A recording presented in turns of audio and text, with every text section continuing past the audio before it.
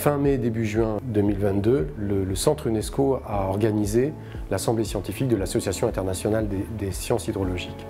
Et à l'occasion de cet événement, nous avons pensé qu'il était nécessaire de mobiliser nos concitoyens ici à Montpellier autour de tous les sujets qui touchent au domaine de l'eau.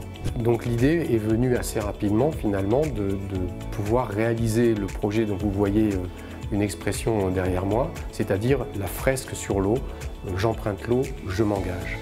On l'a fait avec l'association 4D, avec les artistes Jungle et Comer.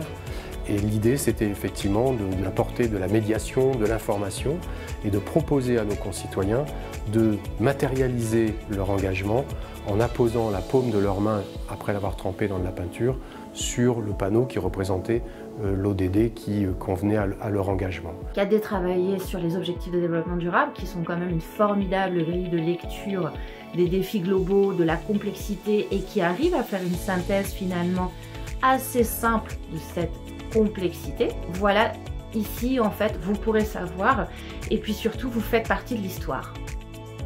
Et c'est une réussite parce qu'on a obtenu finalement plus de 3000 empreintes de main en une semaine.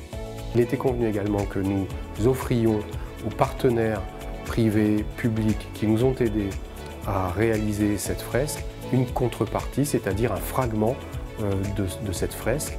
Et c'est ce que nous avons pu faire le 8 décembre dernier, lors des Aqua Business Days, dans une cérémonie tout à fait officielle, où nous avons pu remettre donc un morceau d'un des ODD à chacun des partenaires qui nous ont soutenus financièrement pour faire en sorte que cette fresque se réalise.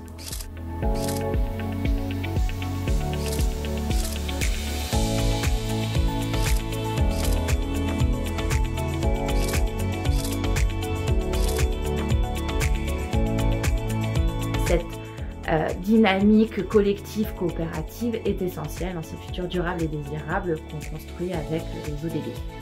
Et tout ça, finalement, nous encourage à identifier d'autres types de projets du même genre qui permettent d'associer à la fois la science, les objectifs de développement durable et les citoyens. Et ça, c'est finalement ce qu'en tout cas un centre UNESCO vise à faire de manière régulière.